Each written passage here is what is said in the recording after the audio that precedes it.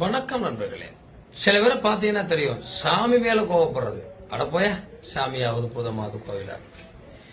ஏன் அப்படின்னா, நம்ம எல்லார்ட்டையுமே ஒரு எதிர்பார்ப்போட தான் இருப்போம். ஒரு கோயிலுக்கு போனா கூட என்ன செய்வோம், கடவுளே எனக்கு இதை கொடு அதை கொடு, இதுல நான் பெரிய ஆளாகணும், இதுல நான் பெரிய ஆளாகணும், இவ்வளவு சம்பாத்தியம் வரணும், அவ்வளவு சம்பாத்தியம் வரணும், எதையாவது ஒரு நோக்கத்தோடு தானே போவோம். அப்ப அந்த நோக்கம் நிறைவேறலைன்னா என்ன செய்வோம், கோவம் வந்துருமா இல்லையா? என்னையா வருஷம் பூரா அவனுக்கு தேங்காய் உடைச்சிட்டு இருக்கேன், சாயம் கும்பிட்டு இருக்கேன், பத்தி பொத்திட்டு இருக்கேன், கோயில் கோயிலா தெரிஞ்சிட்டு இருக்கேன், எண்ணத்தை கொடுத்துட்டாரு, சாமியெல்லாம் வேணாம், ஒண்ணு வேணாம் போ அப்படின்னு சொல்ற ஒரு வெறுப்பும் சில பேருக்கு வரும். இந்த சாமி மீது ஒரு நெருக்கமான பாசமும் வெறுப்பும் எப்படி வரும்னா, அதுக்கு பேர் குரு சண்டால யோகம் அப்படின்னு சொல்லுவாங்க. இந்த 12ஆம் இடம் என்பது அயன சயன சுகம்னு சொல்லுவோம். அந்த 12ஆம் இடத்துல குரு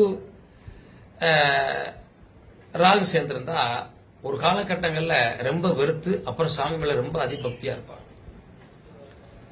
நீ இந்த குரு ராகு சேர்ந்து இருக்கிறது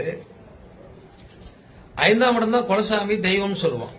அந்த 5ஆம் இடத்து அதிபதி நீசமாகி பக்கரமாகி இருப்பது இவர்களுக்கெல்லாம் கடவுள் மீது ஒரு பெரிய நம்பிக்கை வருவதில்லை.